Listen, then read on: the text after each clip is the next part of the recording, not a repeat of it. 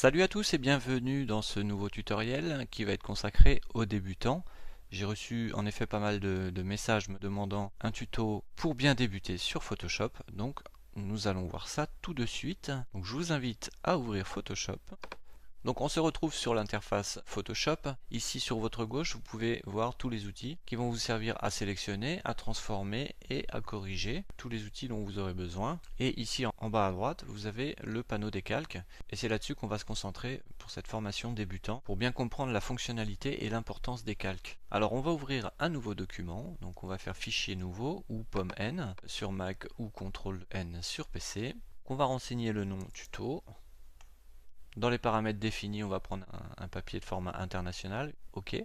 Je vais appuyer sur F pour passer en mode plein écran, ou plutôt en mode intermédiaire, puisque le mode plein écran, si vous rappuyez une deuxième fois sur F, le voici. Donc vous n'avez pas vos menus, vos palettes de calque. Vous allez avoir simplement, si vous restez avec votre souris sur le coin gauche du panneau, vous allez avoir la palette des outils qui va s'ouvrir. Mais dans ce cas-là, il faut connaître quand même pas mal de raccourcis, pas mal de choses. Donc pour bien débuter, on va se mettre en mode intermédiaire en appuyant sur la touche F une seule fois. Et voyez que ici, dans le panneau des calques, ça vous a créé un arrière-plan.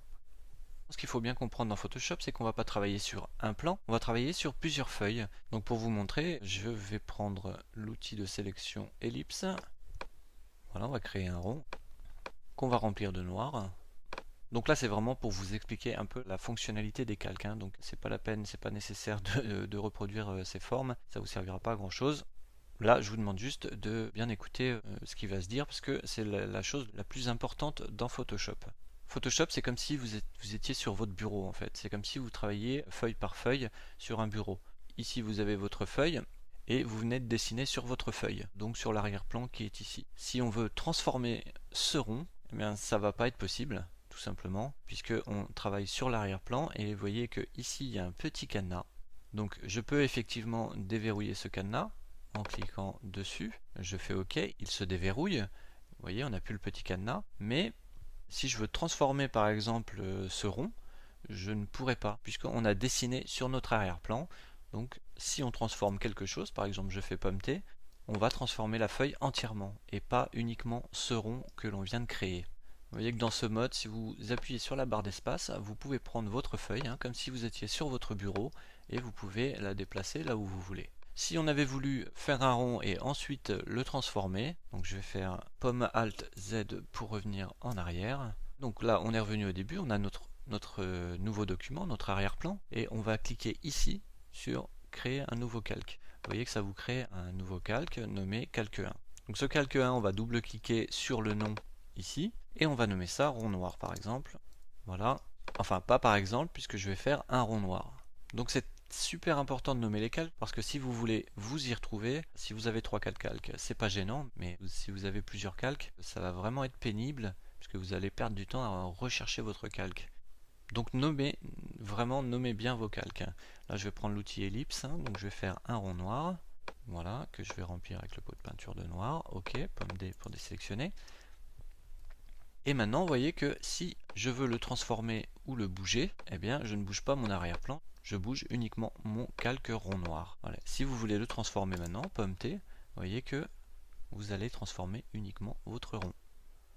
Maintenant, je vais créer, en cliquant ici sur créer un nouveau calque, je vais créer deux autres calques. Celui-là, je vais le nommer rond jaune, par exemple. Et celui-là, je vais l'appeler rond vert. Donc sur le rond jaune, je vais créer un rond jaune. Voilà, ici dans la palette des couleurs, je vais aller chercher du jaune. Voilà, et ici sur le rond vert, je vais créer un rond vert que je remplis de vert. Voilà, pomme D pour désélectionner. Voilà, pour bien que vous compreniez la fonctionnalité des calques. Ici, si je clique sur le rond jaune par exemple, on voit bien que le calque est sélectionné en bleu ici. Si j'ai l'outil de déplacement, vous allez pouvoir déplacer uniquement votre rond jaune. Voilà, si je me mets sur le vert, je vais déplacer mon rond vert. Si je me mets sur le noir, je déplacerai mon rond noir. Le petit raccourci pour sélectionner les calques, vous appuyez sur la touche pomme et vous cliquez sur votre rond jaune par exemple, et vous voyez qu'ici ça vous a sélectionné votre rond jaune. Donc ça vous évite de venir avec la souris cliquer sur le calque qui vous intéresse.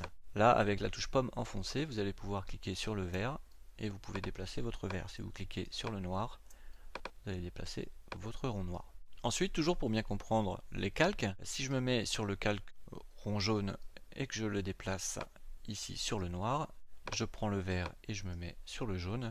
Alors là, notre rond jaune passe par-dessus le rond noir et notre rond vert passe par-dessus le rond jaune.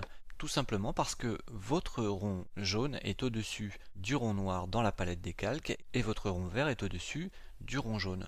Donc vous pouvez rester cliqué sur le calque rond vert par exemple et le passer sous le rond jaune et vous voyez que notre calque rond vert a disparu, mais par contre il est toujours là. Mais il est sous le calque rond jaune vu qu'on l'a déplacé dans notre palette des calques.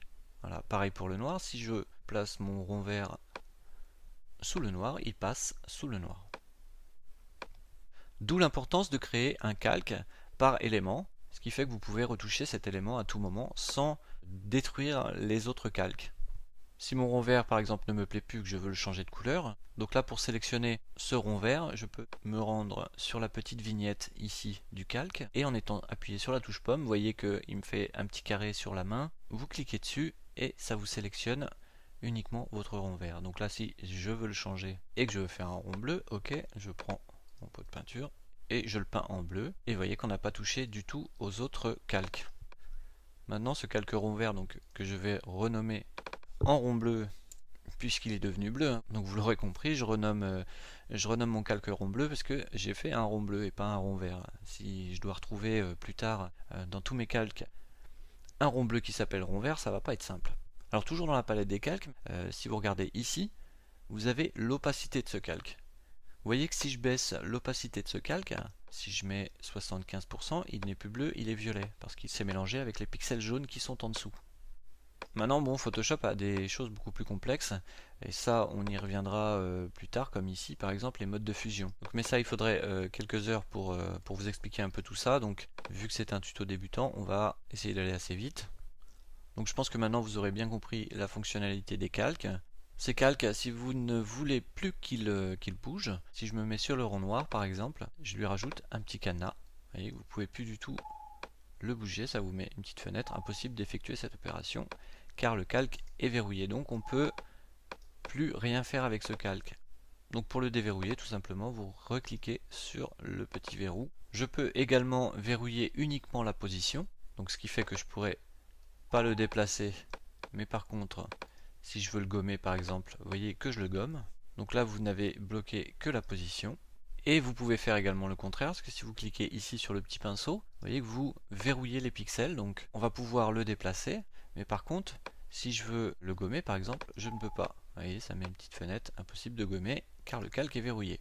Pour déverrouiller, tout simplement, vous recliquez sur le petit pinceau. Ici à gauche de vos vignettes, vous avez un petit œil, donc ce qui va vous servir à masquer vos éléments. Donc si je veux masquer le rond bleu, je le masque, le rond jaune, je le masque, et le rond noir, je le masque. Donc maintenant, si vous regardez en dessous sur la palette des calques, ici vous avez une petite poubelle, ici à droite. Donc la poubelle, vous pouvez supprimer ce calque par exemple, vous le glissez dedans, vous le supprimez, ou vous pouvez même en supprimer deux en appuyant sur la touche Shift. Vous avez votre calque rond bleu qui est sélectionné, vous cliquez sur rond jaune et vous voyez que ça vous a sélectionné vos deux calques, vous pouvez les glisser directement à la poubelle, ça vous supprime les deux. Pop Z, j'annule. Donc vérifiez bien tout le temps que vos calques sont sélectionnés. À gauche de cette poubelle, vous avez créé un calque. Donc si vous cliquez dessus, vous créez un nouveau calque. Automatiquement, il vous crée un calque 1. Donc si j'en recrée un autre, il va faire calque 2, calque 3, calque 4, etc. etc. Hop, je supprime ces calques.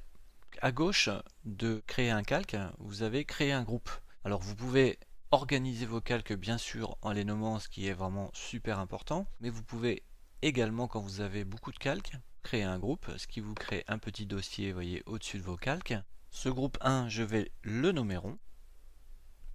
Et je vais pouvoir, si je sélectionne mes trois calques, je sélectionne le rond bleu, j'appuie sur Shift et je sélectionne le rond noir, ça me sélectionne mes trois calques, je peux venir les glisser dans mon dossier rond. Ce qui va vous permettre vraiment de classer vos calques de façon à les retrouver vraiment très facilement. Voilà, et de cette façon-là, vous organisez votre travail vraiment à la perfection. Donc pour retrouver vos calques, ce sera vraiment la meilleure façon, la meilleure manière de le faire. Donc voilà pour la palette des calques. Là, on en a fini pour la partie 1 de ce tutoriel et rendez-vous tout de suite dans la partie 2 où on va voir tous les outils qui sont ici.